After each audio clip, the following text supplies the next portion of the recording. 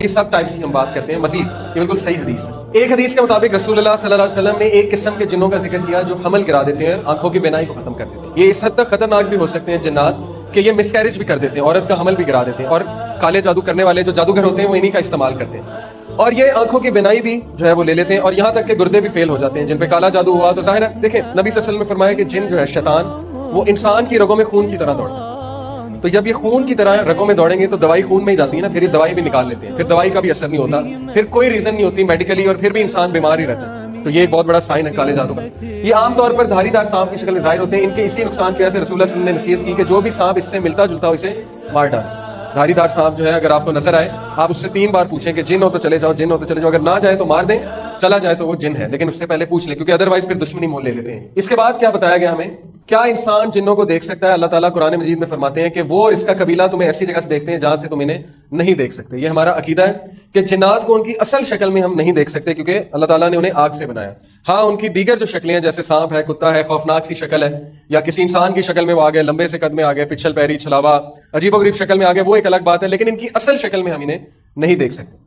لیکن جنت میں وہ ہمیں نہیں دیکھ سکیں گے، ہم انہیں دیکھیں گے، الٹا حساب ہوگا۔ یہ بھی حدیث ہے کہ جنت میں ہم انہیں دیکھ سکیں گے، وہ ہمیں نہیں دیکھ سکیں گے۔ لیکن بہرحال یہاں اس کا قبیلہ اور وہ شیاطین کی بات ہو رہی ہے، وہ ہمیں دیکھتے ہیں، ہمیں اسکروٹنائز کرتے ہیں، رات سونے سے پہلے بھی دیکھتے ہیں، ہر چیز کرتے دیکھتے ہیں، اور اس طاق میں کھڑے ہوتے ہیں کہ کب حملہ کر دیں۔ اسی لیے ابن تیمیہ نے کہا نا کہ اگر ان کی دنیا آپ پہ کھل گئی تو آپ لوگ کے لیے زندگی بڑی مشکل ہو جائے گی۔ اگر آپ کو پتہ لگے رات سونے سے پہلے جو ہے وہ ایک خوفناک سا جن آپ کے بستر پہ آپ کا انتظار کر رہا ہے دلہن کی طرح کہ آپ آئیں گے، وہ آپ کو گلے لگائے گا وغیرہ وغیرہ، تو زندگی بڑی مشکل ہو جائے گی۔ ایسا ہی ہے نا، اس لیے اللہ تعالیٰ کی حکمت ہے اس میں کہ اللہ تعالیٰ نے آپ کی نظروں سے اوجھل رکھا ہو۔ اس آیت سے اس بات کا اندازہ لگایا جا سکتا ہے جنات اپنی اصل حالت میں انسانوں کو نظر نہیں آتے بلکہ کسی اور حالت میں نظر آتے۔ قارین بہت ہی ضروری ہے کہ آپ اس کے بارے میں جانیں، قرآن مجید میں بھی اس کا ذکر ہے، حدیث پاک میں بھی اس کا ذکر ہے۔ صحابہ کو رسول اللہ صلی اللہ علیہ وسلم نے ایک بار کہا کہ اللہ سبحانہ و تعالیٰ نے تمہارے ساتھ 2 اینجلز، ایک حدیث میں آتا ہے 2 فرشتے، ایک میں آتا ہے 4، دونوں روایتیں موجود ہیں۔ عبداللہ بن مسعود صلی اللہ علیہ وسلم بیان کرتے ہیں کہ رسول اللہ صلی اللہ علیہ وسلم نے فرمایا کہ تم میں سے کوئی بھی ایسا نہیں ہے مگر اس کے ساتھ جنوں میں سے ایک جن ہم نشین لگایا گیا ہے۔ تو جب آپ پیدا ہوتے ہیں، انسان پیدا ہوتا ہے تو اس کے ساتھ ایک جن پیدا کیا گیا ہے۔ فرشتے بھی ہوتے ہیں لیکن ایک جن اس کے ساتھ ساری عمر رہتا ہے، اس کا نام قارین ہے۔ تو صحابہ نے کہا کہ اے اللہ کے رسول کیا آپ کے ساتھ بھی؟ کسی نے جسارت کر لی پوچھنے کی، تو آپ صلی اللہ علیہ وسلم نے فرمایا کہ میرے ساتھ بھی ہے لیکن اللہ نے اس پر میری مدد کی ہے تو وہ مسلمان ہو گیا اور مجھے صرف نیکی کا حکم دیتا ہے، کیونکہ وہ تو اللہ کے رسول تھے صلی اللہ علیہ وسلم، تو انہوں نے اس کو بھی قائل کر لیا تھا۔ لیکن بہرحال یہ جن آپ کے ساتھ آپ کی موت تک رہتا ہے، یہ آپ کی شکل بھی داڑ سکتا ہے، یہ آپ کی آواز بھی نکال سکتا ہے، یہ آپ کے جیسے حرکات و سکنات بھی کر سکتا ہے۔ یہ وہ جن ہے جو وسوسے ڈالتا ہے، جس سے پناہ مانگی الذی یوسوس فی صدور الناس من الجنۃ والناس، اور یہی وہ جن ہے جو آپ کو برائی کی طرف اکساتا ہے، آپ کو جو ہے وہ تنگ کرتا ہے اور مختلف طریقوں سے آپ کو نقصان پہنچانے کی کوشش کرتا ہے۔ جو آؤٹ سائڈ جن ہے نا، باہر کا جن، اس کے لیے آپ کے اندر آنا، آپ کو نقصان پہنچانا بہت ہی مشکل ہے۔ اللہ تعالیٰ نے آپ کو نیچرل پروٹیکشن دی ہوئی ہے، اللہ تعالیٰ نے آپ کو فرشتوں کی پروٹیکشن دی ہوئی ہے حفاظت کے لیے، فرشتے ہر وقت آپ کی حفاظت کر رہے ہوتے ہیں۔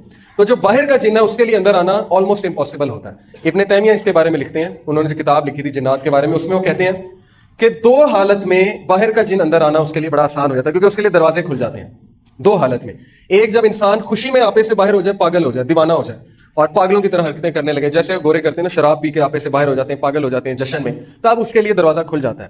دوسرا جب انسان شدید غم کی حالت میں ہوتا ہے، بہت زیادہ غم کی حالت میں، اور بہت زیادہ روتا ہے، غم کرتا ہے، ڈپریشن کی حالت میں جاتا ہے، تب بھی اس کے لیے دروازہ کھل جاتا ہے اور تب بھی باہر کا جن جو ہے وہ اندر داخل ہو سکتا ہے۔ اسی لیے دیکھیں جو کالے جادو والے ہوتے ہیں، یہ جب جن کو بھیجتے ہیں نا، پہلے تو یہ آپ کے قارین کے ساتھ ڈیل کرتے ہیں اور قارین کے تھرو ہی نقصان پہنچاتے ہیں، لیکن اگر باہر کا کوئی طاقتور جن ہے جس سے نقصان پہنچانا ہے تو وہ پہلے نا خواب دکھاتا ہے، وہ شیطان جو ہے پہلے آپ کو خواب دکھاتا ہے۔ اگر آپ اذکار کر کے نہیں سوئے تو خواب اس طرح کے ہوتے ہیں کہ وہ بڑے ڈسٹربنگ ہوتے ہیں، بہت ہی عجیب و غریب سے خواب ہوتے ہیں، آپ کو ایسی یادیں دکھاتا ہے، یا آپ کو دکھائے گا کہ آپ کے ماں باپ کی وفات ہو گئی ہے، یا آپ کو بہت ہی پخانہ، گندگی، شیر، سانپ، اس طرح کی چیزیں نظر آئیں گی تاکہ آپ فل ڈسٹرب ہو جائیں۔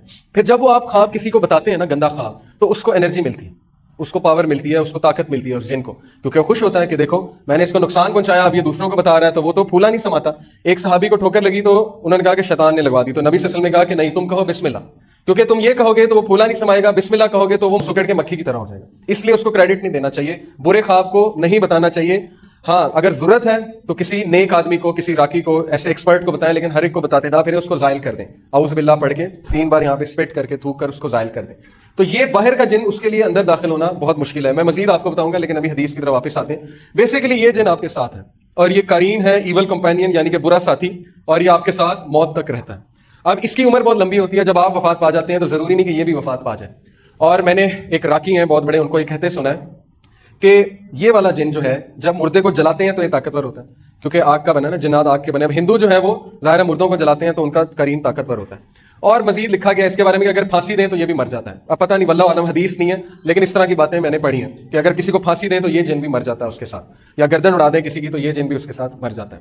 خیر، یہ جن آپ کی شکل بھی داڑ سکتا ہے، آپ کی آواز بھی نکال سکتا ہے، اس لیے بہت خطرناک ہے. قال قرینہ ربنا ما اطغیتہ ولکن کان فی ضلال بعید. قرآن کی آیا ہے سورہ کاف آیت نمبر 27. قال قرینہ، اس کا ہم نشین کہے گا قیامت والے دن کہ اے ہمارے رب، میں نے اس سے گمراہ نہیں کیا تھا بلکہ خود ہی دور دراز کی گمراہی میں تھا. وہ معصوم بن جائے گا قیامت والے دن، وہ کہے گا کہ میں تو صرف آئیڈیا دیتا تھا، میں تو صرف اسے برائی کی طرف اکساتا تھا، اصل میں کرنے والا یہ خود تھا.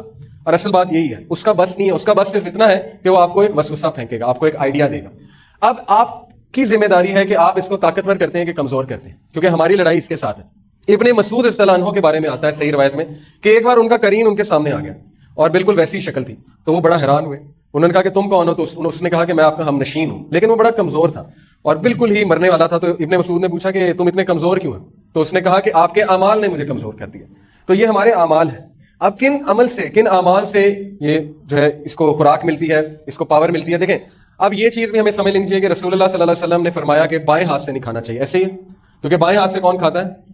شیطان کھاتا ہے. اور پانی بیٹھ کے پینا چاہیے. اسی طرح غسل خانے جاتے ہوئے بائیں پیر پہلے، اور ہر اچھا کام کرتے ہوئے دائیں ہاتھ سے کرنا چاہیے. کپڑے پہنتے ہوئے پہلے دائیں طرف سے پہننا چاہیے، جوتی پہنتے ہوئے دائیں طرف سے. یہ جو ساری باتیں ہیں جن کو ہم بہت زیادہ ایزی لیتے ہیں اور بہت زیادہ اگنور کرتے ہیں، ان کی بڑی اہمیت ہے، کیونکہ رسول اللہ صلی اللہ علیہ وسلم کو پتا تھا کہ ہمارے لیے کیا بہتر ہے اور جنات کا افیکٹ کیسے ڈیکریز ہوگا. تو یہ جن کی خوراک وہی ہے جو ہم غلط ملت جو ہے چیزیں کھاتے ہیں، یا بائیں ہاتھ سے کھاتے ہیں، یا ہم کوئی برا کام کرتے ہیں تو اس کو بہت زیادہ خوراک ملتی ہے. اور موسیقی اس کی بہت بڑی خوراک ہے، موسیقی سے بہت زیادہ گرو کرتا ہے. اور ظاہر ہے اس طرح کی چیزیں جو نہیں دیکھنی چاہیے، غلط قسم کی، ان چیزوں پہ نظر پڑے گی تو ظاہر ہے وہ ساری اس کی خوراک ہے، گندگی اس کی خوراک ہے. تو جتنا ہم خوراک دیتے جائیں گے اتنا ہی ہم پہ حاوی ہوگا، اور جب ہی ہم پہ حاوی ہوگا تو پھر برائی کی طرف بھی اکسائے گا اور بہت زیادہ تنگ کرے گا. لیکن جتنے ہم اذکار کریں گے، وضو میں رہیں گے، اتنا اس کی خوراک جو ہے وہ کم ہوتی جائے گی اور یہ کمزور ہوتا جائے گا.